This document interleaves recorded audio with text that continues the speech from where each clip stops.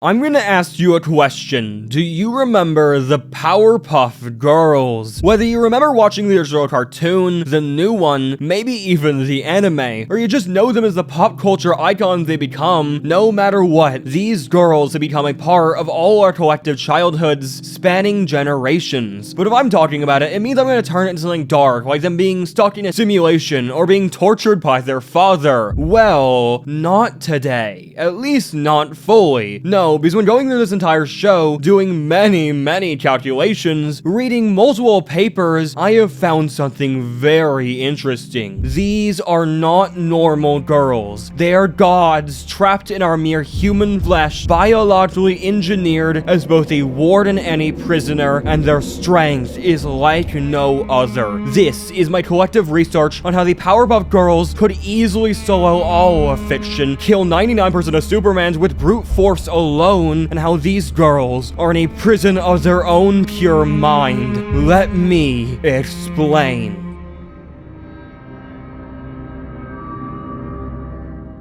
Now, at first, you may just think these girls are carbon copies of not just each other, but any Superman-type character. And while yes, they have some of the same powers as Superman, they also have many more powers, and individually have many unique ones, with some of these powers being stupidly strong. For the powers the girls share, we have superhuman strength, speed, durability, stamina, along with a heat vision, energy projection, night vision, super sense, ability to breathe and survive in space, tornado generation, fire generation, and X-ray vision, immunity to extreme temperatures, supersonic screams, waves and bursts, and sonic booms and shock waves. Oh, and invulnerability. Yeah, no, they have an invulnerability, but to be fair, a lot of characters do have that, but there's usually a limit, so I'm sure they're not that strong. They can die, right? Before we start with those questions, let's talk about these powers. Of course, most of them are the generic ones, and how useful and strong they are is basically unknown until we look at the feats, but some are just really interesting, like fire generation, which is created by fire breath, or tornado generation, which is through spinning in a circle really fast. These girls generate a lot of things, and I'm getting very worried because of it. But really, their powers aren't just stopping there. No, they have unique ones as well. I even plan to rank which ones are the strongest in this video, so stay tuned for that. Blossom, the leader of the Powerpuff Girls, with a very sassy but kind personality. You know her, you love her, and she can kill you. Specifically, if only allowed to use her solo powers, she would have in her arsenal Ice Breath, microscopic vision, lightning bolts, a pink laser beam, advanced intelligence, which comes along with the ability to perceive and understand complex advanced things very quickly and easily, along with enhanced intuition, a hint of danger sense, so she is also Spider-Man, a photographic memory, so she will never forget your face, and finally, the ability to speak all languages. Great, so Blossom is very powerful, having many powers that are not just the brute force type, and more in the lens of just being able to outsmart you, but she doesn't lack the super strength or deadly lasers or ice breath. All around, she is pretty powerful, but she's actually not the strongest, at least in terms of individual powers. No, because there are still two more girls, and that award would go to Bubbles. Bubbles is a shy, lovable, very kind member of the girls, who also is very terrifying. Oh my god, could this girl murder everyone? In her arsenal, we got laser eye beams, sound and hypersonic sound manipulation and control, hypersonic sound blast and waves, ultrasonic scream and bursts, along with a supersonic shield, hypersonic combustion, a thunderclap because why not, of course some energy orbs of death, an electric blast, and the ability to speak to animals telepathically. Well, I think we know which one of those is the strongest. It's talking to animals, obviously. Like, what are you gonna do when Bubbles and her army of city rats invades your home? You're getting eaten by rats, no shot. But realistically, it's actually probably the power I forgot to mention. She can vaporize all matter. She can literally make anything just stop existing. She of course doesn't use this on people because she's a nice little girl, but she could. What happens if she did? Well, when she dies, can you please tell me so I can like take a long vacation to a different solar system system, possibly galaxy? Thank you. That would probably be very helpful. Now, I do want to mention Buttercup, as while she doesn't have any unique powers, she is very powerful on her own. She is canonically the strongest and fastest Powerpuff Girl, so any feat mentioned in this video she can not only do, but is probably the one doing a lot of them. Now, we are finally done listing these 5-year-olds' powers, but we of course must move on to how they use them in their small feats, as we can't just jump to how they're multiversal threats. No, we need to cover the small stuff first. Let me explain.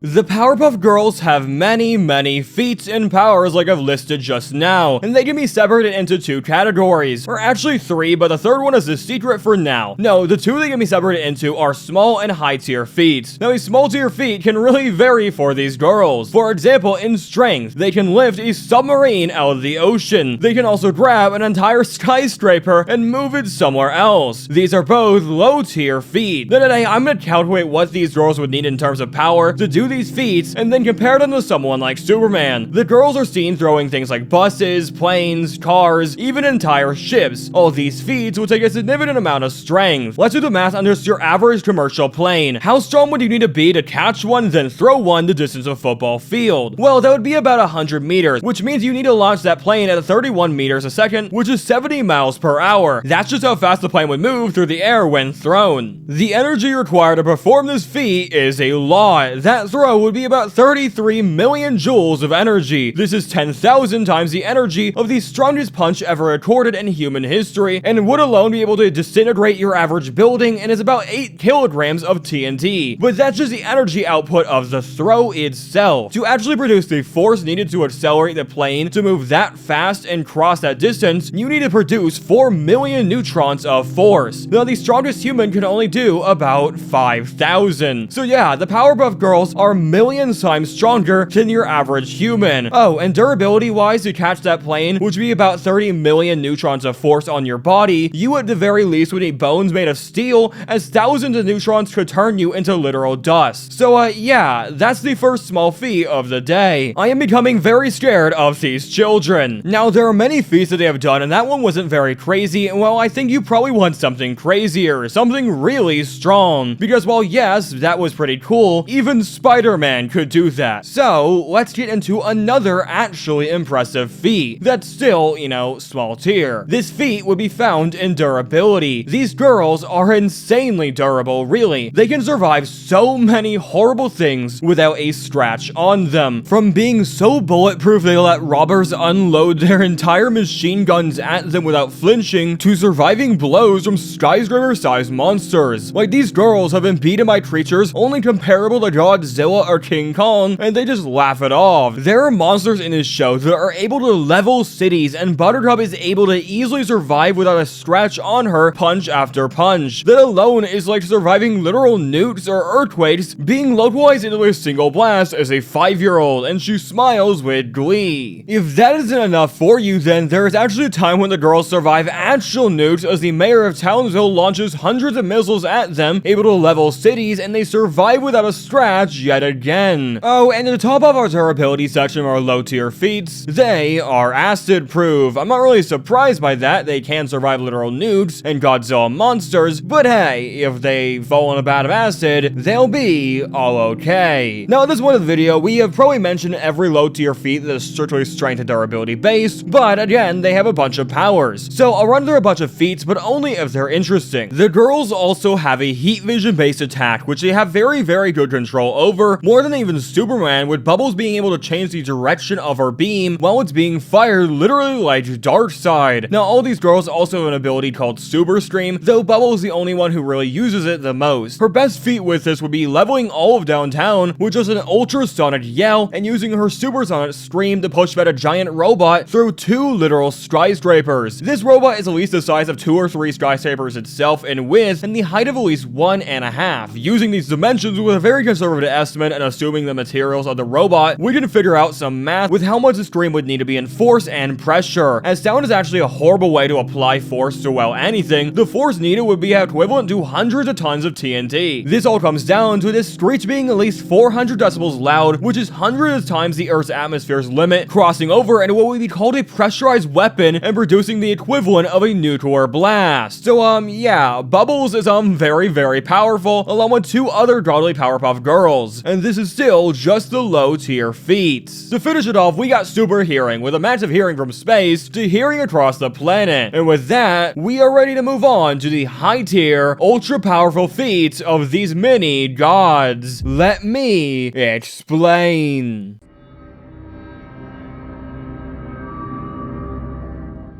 Now, I'm going to start off with showing the magnitude of difference between a small and large strength feat. Our first small strength feat was throwing a plane across a football field, and well, it was pretty crazy. We are now moving on to throwing a Godzilla-sized monster from our Earth through the atmosphere past the moon without any sign of stopping. So, yeah, maybe a little stronger. Now, the first thing we need to define is size. This isn't necessarily an actual Godzilla-sized monster, but instead a giant orb. This orb, in my mind, is about the size of a dome in Los Angeles, so I loaded the dimensions of that as our base. So our height is about 366 feet with a width about 516. Assuming other metrics like a material, we can come down to a mass of 4 billion kilograms. Now the true feat here though is how far this orb was launched by Buttercup. After doing the math and finding how fast it must succeed at Earth's own velocity and having no sight of slowing, conservatively, we'd come to 20 kilometers a second, or over 44,000 miles per hour. Now the punch itself to do this would also be very powerful, coming out of the equivalent of 190 megatons of TNT, which is 12,000 times the power of the Hiroshima bomb and almost 4 times the strength of the strongest nuclear bomb in human history. But that punch is not in a vacuum. It's not a nuclear bomb. It's a literal punch which occurs in milliseconds, meaning all that power and force and output happens very quickly, which alone would have consequences that are truly insane. This punch would be about 8 times 10 to the power of 19 watts, which is 4 million times higher than the amount required to end all of human civilization. This punch, if used in an actual battle against any Superman-type character, could possibly kill even them, and used against anyone like Omni-Man or God forbid Homelander, would turn them to dust along with the entire solar system around them. And this is still not even the strongest thing these girls can do. Now, we actually aren't done with Buttercup's strength feats as well. Yes, Bubbles is pretty powerful in versatility. Buttercup is the strongest and fastest of them all, with the best fighting capabilities as well. If you want more proof of this, then you can easily find it when she lifts a man lifting Mount Everest just to show she is stronger than him. That is simply put insane. I don't even think you need the math for that. Again, these are barely anything for these girls. No blood, no signals of pain, nor even a drop of sweat, because for the Powerpuff Girls who lift a mountain or destroy planets is simply a given and easy as breathing. Now moving on back to Blossom, we get a very powerful strength and freezing feat where she freezes a meteor that could wipe all of Earth, then breaks said meteor into such small fragments that they fall to Earth as dust. This is also really powerful. And well, because she uses an actual freeze power, there's some unique calculations needing to be done here, as we need to solve how cold and how much power that breath would have to be, and how strong that punch is to turn it into dust. Now, how cold would this freeze breath really need to be? Well, this meteor is very large, as it can cause an extinction level event, so we're talking about something moving at tens of kilometers per second, or even 20,000 miles per hour, and it also would have to be multiple kilometers wide. To instantly freeze this object solid, Blossom is removing a lot of thermal energy and dropping the temperature of this object below brittle fracture level. This will be hundreds of degrees below zero, getting close to potential near absolute zero, where molecular motion itself nearly halts. Now, where this gets crazy is the actual energy removal of the object by Blossom's breath. This freezing has to overcome the meteor's kinetic heat, the counteract of the atmosphere's friction, and the planet's thermal energy. This makes her freeze breath on its own able to possibly mimic the net impact of that same meteor with how simply powerful it is, and that's ignoring the punch. While yes, breaking a frozen object isn't crazy, pulverizing it to dust is, and it's important to note it's not solid ice, it's a frozen asteroid. So, what does it take to produce so much force and power and punchy strongness? Well, we need to overcome the total binding strength of our object and apply enough force to completely destroy it down to its molecules, making it so evenly dispersed into such harmless fragments that can instantly burn up in in the atmosphere. So, what is this equivalent to? Oh, nothing really, just 30 trillion times the force of the Saturn rocket, or comparable to the force inside planetary collisions. The watts of power itself is also only 50 million times that of human civilization, and 0.003% of the sun,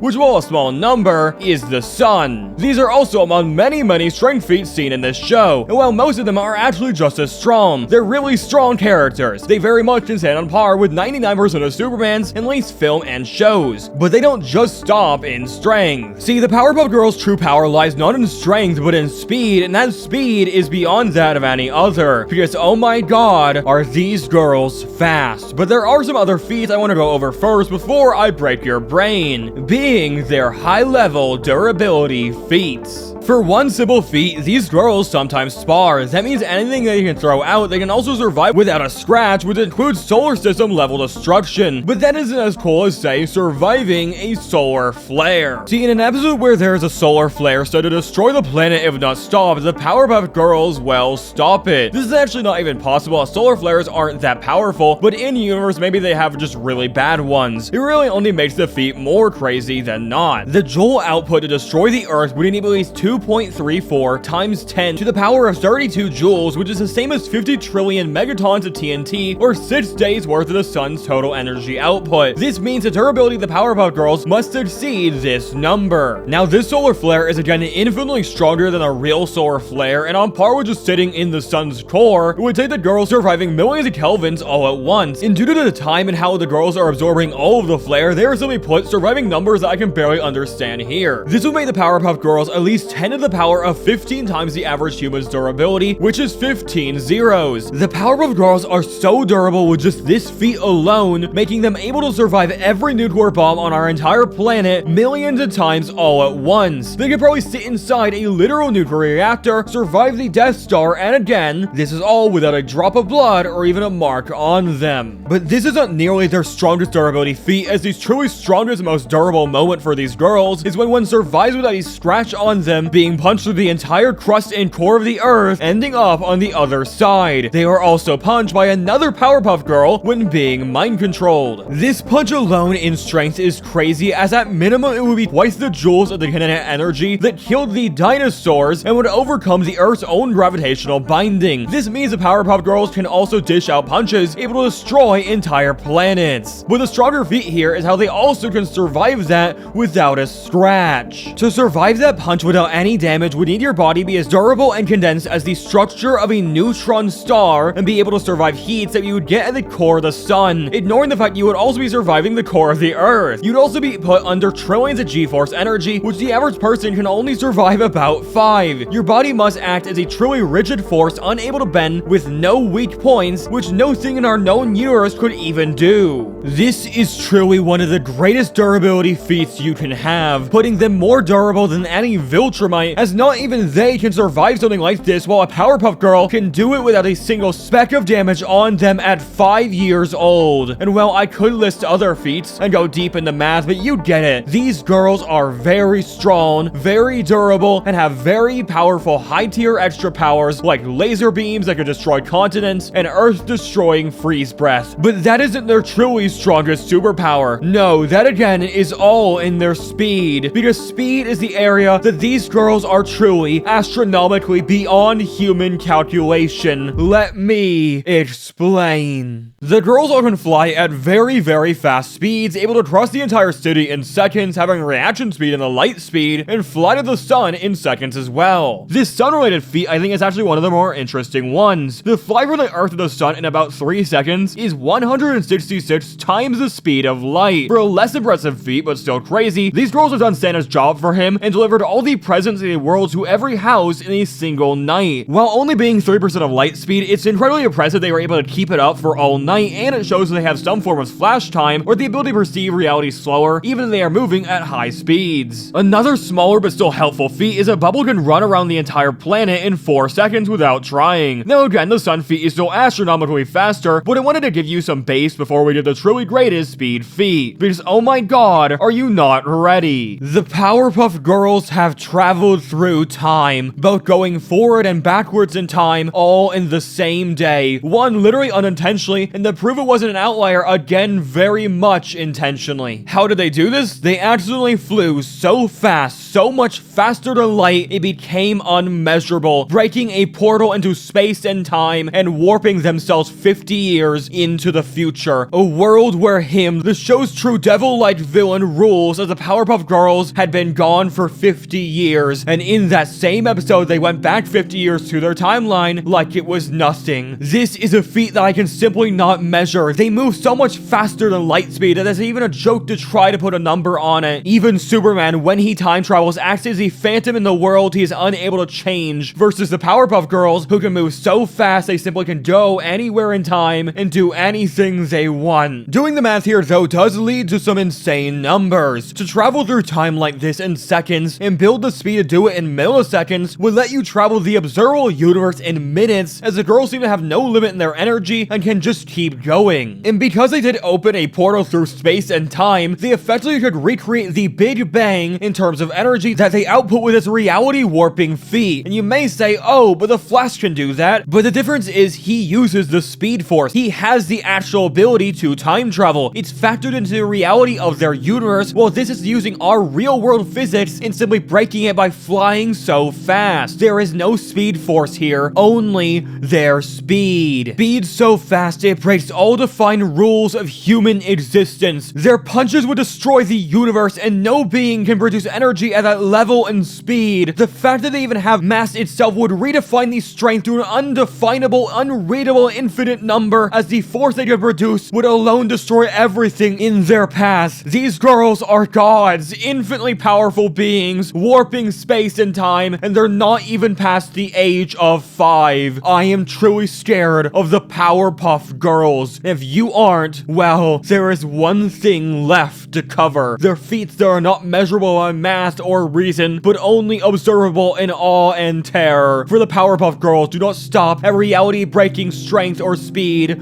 No, they cross over into reality warping magic. For these girls possess powers that could warp and bend universes, powers I have kept secret till now because fear has restricted me. But now that I covered everything else they could do, why not cover how else they could kill poor old Superman and everyone else in fiction? Let me explain.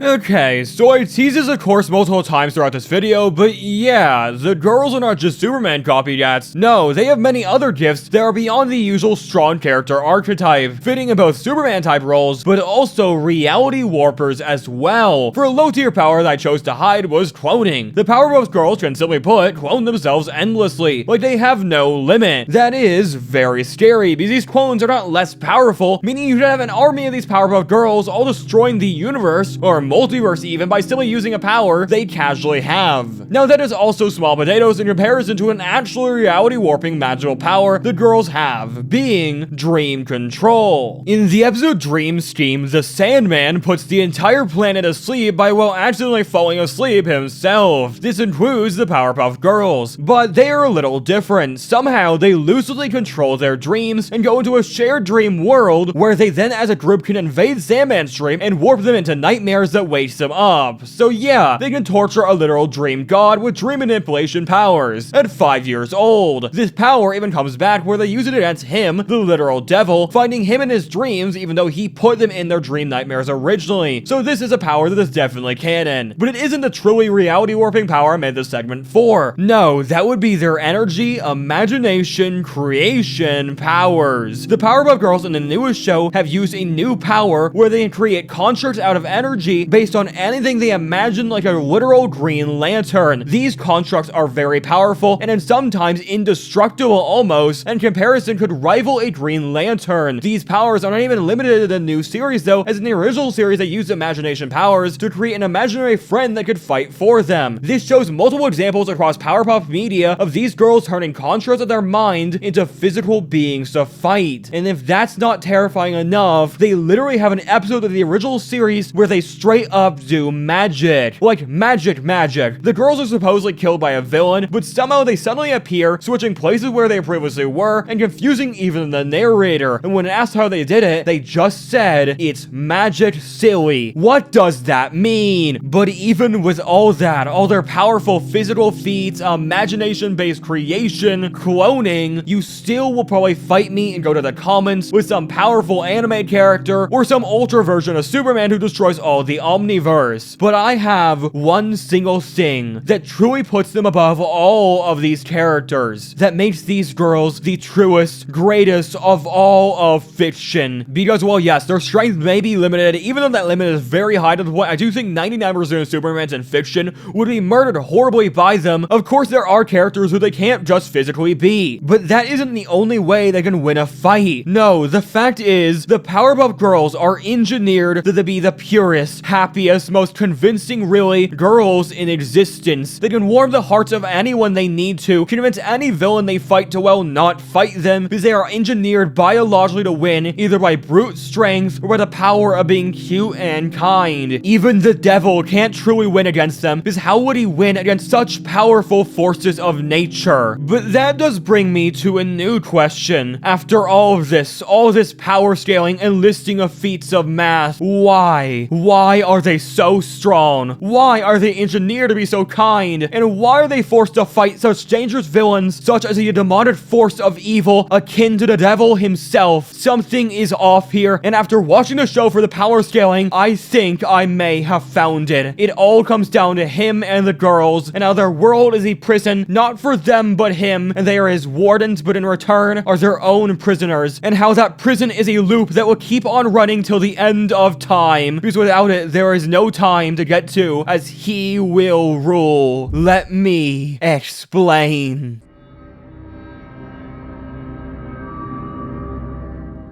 This is where this video goes from power scaling to a theory, because when looking for feats and power scaling characters in the show to characters like Superman or Flash, I found something very interesting. These girls are in the DC multiverse. See, these girls are owned by Warner Brothers Studios, who owns DC and has had them cross over many times. From a crossover in 2016 where the Justice League and the girls team up, to a line of Soul comics published by DC Comics, to a crossover in Teen Titans Go, these girls are canonically in a separate universe of their own in the DC multiverse, and that makes things very, very interesting. The Powerpuff Girls are not normal. We've already made this clear power-wise, but in like conceptual existence as well, they are also just not normal. They were created by sugar, spice, and everything nice, and some mysterious chemical by a scientist. That doesn't make sense. How do those things somehow make not only life, but some of the most powerful beings in existence? Well, I have an answer to that, but it's gonna take me going over some other things first before you'll understand. The Powerpuff Girls, like I said before, are biologically engineered full of love. They may do some violent things, yes, but in the end, they are truly the kindest superpowered beings you can find. They treat their villains more like playmates, and sometimes forget their villains are bad guys. They truly see the best in anyone, and that mindset always seems to get them through anything. Meta-wise is to teach the audience to be kind and nice, and all the things the Powerpuff Girls not only are, but are made of. But I think in universe, there is an actual reason, because combining these powers with their immense strength and reality warping, they are immune to every threat greatest villain can throw at them. Him is different from any villain in this show. Him is his literal name, or actually isn't his name, but the only name the show will use for him, because according to the narrator himself, his true name is too terrifying to invoke. Him is only comparable to a being akin to the devil himself. Originally in the pilot pitch for the show being a devil, but Cartoon Network rejected the religious element. But that doesn't mean he isn't a literal red demon who lives in the underworld and has reality-bending powers. He also has a very specific way to target the girls. See, in physical strength they do beat him, but he does have one trigger under his sleeve he uses very often: manipulation. This man, if you can call him that, is a master manipulator. From possessing their stuffed animals to trick them, manipulating the people of Townsville around the girls against them, or as said before, invading their dreams, he truly fights a step above them. But he still loses, because again, these girls are built specifically in a way that even his true power, manipulation, doesn't work on them. It almost seems like they're specifically built for him. him, not just happening to be suited to fighting him, but designed as a built-in protector against what is literally the devil. And well, this was proven in the episode called Speed Demon. This is the episode I mentioned earlier where they time travel to a future where him rules, but now with context we know why. The Powerpuff Girls were truly the only thing stopping him from ruling, and when in the future he looks a little different. He looks truly terrifying, and kinda looks like someone else from DC Comics. Where my idea what this show truly was had finally clicked in my mind. Him has a name, but it isn't the devil or Lucifer or anything like that, no, but he is someone very important in DC Comics. The true Avatar informs someone in this multiverse being trapped away in this pocket prison, and his wardens are the Powerpuff Girls. He is the true Avatar and prime form of Trigon from DC Comics. Trigon is a very inconsistently powerful demonic force in a DC multiverse similar to Darkseid, where he has many multiversal versions of himself, yes, but they're all avatars of a true form that is the strongest in original Trigon. This of course changes a lot, and it's kind of hard to actually pinpoint because DC Comics is DC Comics. Now comparing Trigon to this ultra form of him, and they look very similar, plus their powers are obviously similar and their general vibe, and everything this kind of lines up very well. Trigon is literally the embodiment of hatred and evil, and while him is also the literal embodiment of pure evil, with his form being called pure evil. So yeah, they have a lot of similarities. But what does that even mean? Well, for Trigon, or him, this universe must be some form of prison, or he else need to just leave with his very powerful multiversal traveling abilities. No, this dimension must be a design universe for him with not just the Powerpuff Girls, but some ultra powerful field around this world, keeping him inside it. This means someone of great power must have done this. Someone who can alter reality and most likely in some way made the Powerpuff Girls exist even though nothing about their creation makes sense. And well, that someone does also exist in DC Comics. And while that character appears in the show, maybe not by their name, but well, another that is equally great. The person behind all of this is the narrator of the Powerpuff Girls, because the narrator of the Powerpuff Girls is none other than the DC's multiversal god of everything, the Presence. Let me explain.